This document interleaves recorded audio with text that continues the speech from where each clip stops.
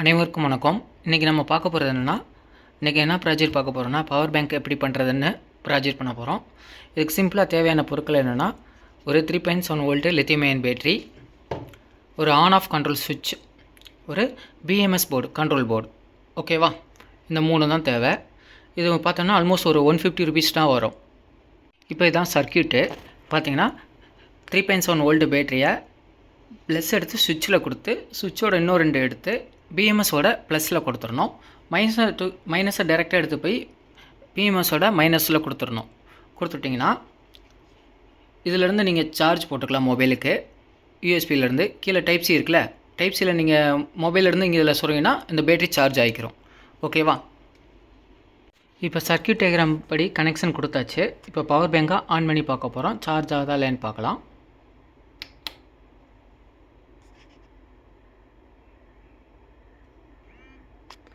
பாருங்கள், சார்ஜ் ஆகுது. ஓகேவா? இது ஆன் ஆஃப் கண்ட்ரோல் சுவிட்ச். இதை ஆஃப் பண்ணிட்டிங்கன்னா சார்ஜ் ஆஃப் ஆயிரும். ஓகே, இப்போ பவர் பேங்க்கை சார்ஜ் போடுறது எப்படின்னு பார்க்கலாம். இங்கே டைப் சி கேபிள் கனெக்ட் பண்ணிவிட்டு ஒரு மொபைல் அடாப்டரில் நீங்கள் கனெக்ட் பண்ணிட்டீங்கன்னா மொபைல் அடாப்டர்லேருந்து வர 5 வோல்ட் வந்து இந்த போர்டு மூலம் சார்ஜ் ஆகிட்டு இந்த பேட்டரி சார்ஜ் பண்ணும். ஓகேவா?